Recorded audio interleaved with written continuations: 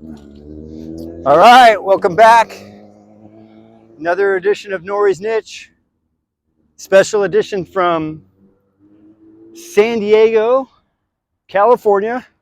And I'm on Gary Clark's bike because I don't have my bike this trip and I got delayed.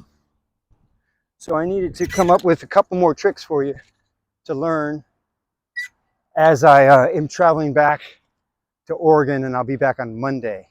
So I'll do some more videos once I hit home. But for now, I'm kind of filling the gap because I was determined to do one a day. So I'm going to try to record 3. This is the 3rd for tonight. It's just now getting to the point where you probably can't see me so well, but I want to do the 3rd one so I have enough to post throughout the weekend. So this one is kind of a fun trick. It's really a trick that's leads into a lot of other tricks. I don't really know the official name. It's like a cross-footed peg boomerang, and then you land on the other side of the bike and you do like a swivel, like the opposite side swivel. So normally I'm on the left side of the bike doing a swivel like this. That's a lot of my swivel tricks, right? And this one is swiveling this direction on the right side of the bike. And it leads into roperonis. It can lead into large yards. It's lots of other combinations from that. Not even ones and links that I kind of did in my routine, but I feel it's really important to give you those tools and those fundamental tricks to lead into these other tricks that you might get into more. And maybe we'll go down that road together.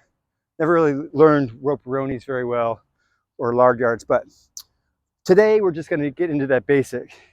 And I'm really grateful. Thank you, Gary Clark, for letting me use your bike. He's got the same Haro Master, and it's actually the same 19-inch as opposed to the 19.5. Super dialed bike, a little bit different for me to ride on it. I'm not as consistent. The gear ratio is really much different than mine. Mine's a lot easier gear ratio. So it's harder to ride out of tricks for me. But we're going to do what we can with what we got.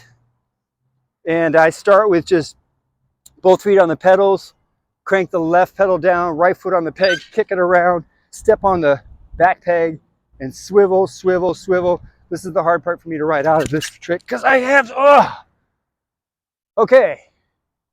I'm only going to do that trick once tonight. Sun's going down, and I haven't been pulling it consistently, so that's it. That's my one and done.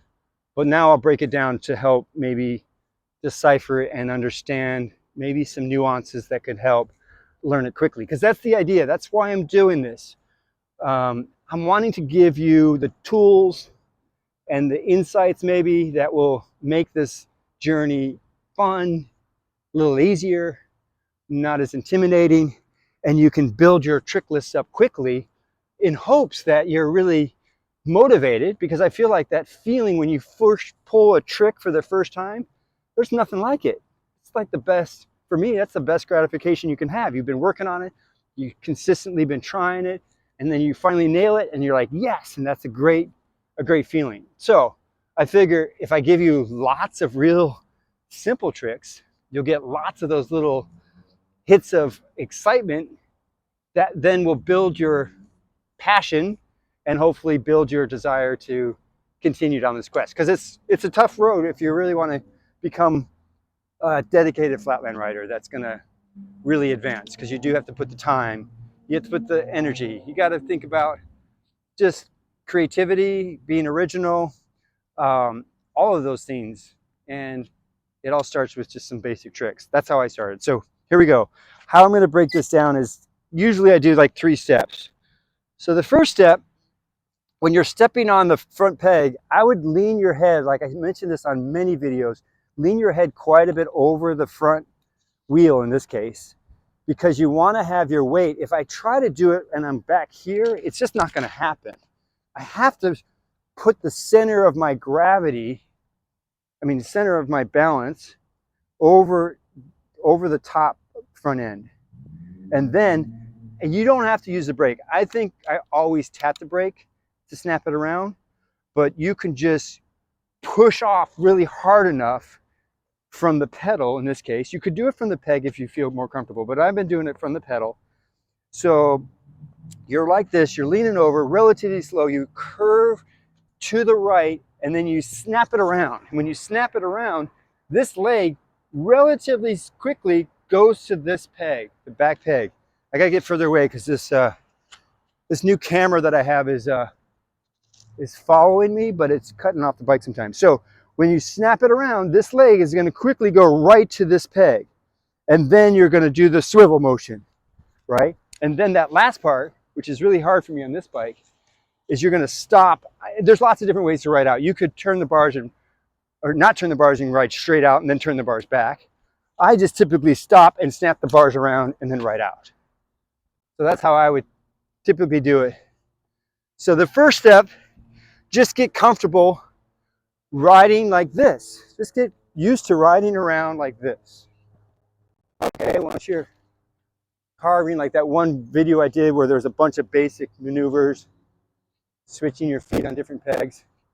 Then when you get to courage, you're gonna turn to the right and you're gonna it's kind of like you turn, how do I do it? Actually, I turn to the left for a second. I turn to the left and then I snap it around. So my foot's on the peg, I turn to the left and then I snap it around like that. That's the motion. So let me try to demonstrate that again. So now notice how I'm turning to the left, then I'm snapping to the right before I get my foot on the peg. I have to learn how to do that. So you do that over and over and over and over until you feel really good. And again, I tap the brake and then I let go of the brake right away so I start to roll. So if you've done that and you feel really good, the next thing you want to think about is that your leg that's from the peg, the leg from the pedal goes right to the rear peg. So how I'm going to visualize that is just landing that peg once I start to roll, just snap it around. Once I start to roll, I'm just going to hold it and I'm going to lean it and then I'm going to put my foot right there on the peg. So let me just actually do that so you can see it. So you're like this, crank a little to the left, spin around, and then I land there. Now I'm stable like that's, and look at how far I'm leaning way over. Like you see my body weight is way over. It's not way out here. It's like as center as possible. And then you pump it and you get your momentum and you can go around and around and around. And then the third and final step is pretty basic. You just, the way that I do it, many different ways to come out of it. You can be creative with that as you wish, obviously. I just stop and then I unwind and snap out. So I go here, I'm rolling, and then I just stop and I take my foot off the peg, unwind, and then I pedal out. In this bike, it seems to be difficult for me to do it consistently because of the gear ratio so high. Wow, it's really, can you still see me? I hope you can. Yeah, it looks like you can. So that's pretty much it. I think it's a really good fundamental trick that is great to learn, and it's going to open up many doors for you.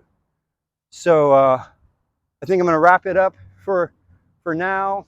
I'll be back in Oregon next video, most likely, unless I borrow someone else's bike and do some more videos, get inspired. But for now, at least I know I've got one a day until I get back. And thanks again for watching. And I appreciate all the feedback. I hope you're learning some tricks. Hope you're building your trick list. And I look forward to seeing you at some events. So take care. Have a good night.